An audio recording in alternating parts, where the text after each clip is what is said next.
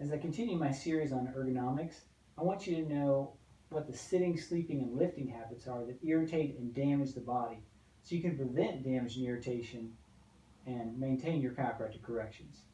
Good ergonomics prevents body irritation and damage by promoting proper body alignment and efficiency of movement. But even perfect ergonomics must be combined with regular mini breaks of larger body movements to flush waste products. I'm going to tell you the 2 ways the irritation and damage occur, and then briefly show you how that happens with bad habits of sitting, sleeping, and lifting so you can avoid them. So the 2 ways the irritation and damage occur include too little movement and too much strain. Too little movement means constant, subtle working of the muscles that causes the production of muscle waste products without the cleansing flush that happens when muscles of larger movements occur. That flushes out the toxins. This results in trigger points, which are areas of muscles that have a buildup of irritating waste products. We see this too little movement problem with keyboard screen work, and working on other devices like phones or tablets. Too much strain from stretching weak or unstable tissues is the other way that irritation or damage occurs.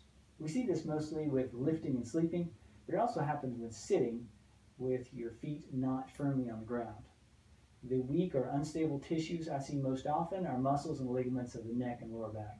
These spinal regions have a tremendous burden to bear as the cervical spine anchors and coordinates complex head movements and arm movements, and the lumbosacral spine bears almost the entire body weight when you're upright, and anchors powerful leg movements when walking or running.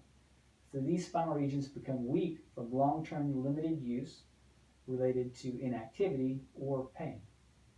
The instability may result from muscle weakness from poorly healed previous injuries like falls or whiplash, or even from many years in the past, or from poor brain coordination of those complex movements.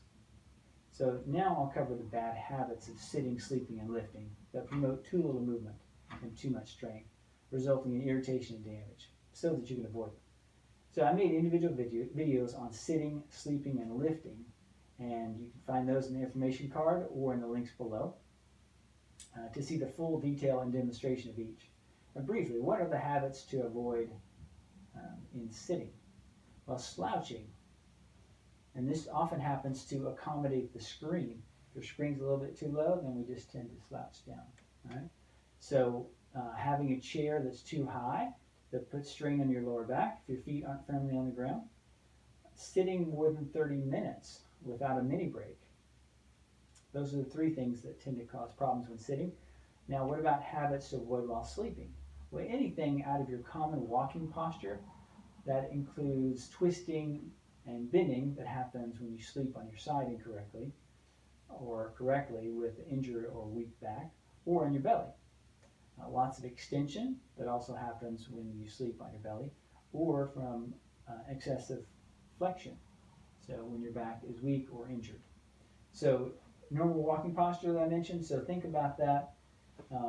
Your arms and legs just tend to be in this plane. If they get out of that plane with a twist or a bend or flexion or lots of extension, those are all, if you're in that position for a long time while you're sleeping, tends to cause problems. All right, so now finally, habits to avoid while lifting. Allowing your back to be curved outward is the most important habit to avoid. So no, lifting with your legs is not the most important habit, although it can be important. So keeping the weight away from your body is another habit to avoid. You want to keep it close. Twisting and bending at the same time, especially if the weight is heavy or you do it repeatedly, is something to avoid.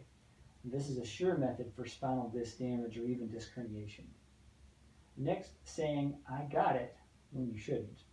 So get help if the load is very heavy or awkward, preventing you from lifting smart. In the following videos, I will be specific in showing you how to apply these ideas in real practical ways for sleeping, sitting, and lifting. So check out the links in the information tab and in the description below. Thank you for listening. This is Dr. Hobbs from Synergy Chiropractic and Natural Health. May God bless you.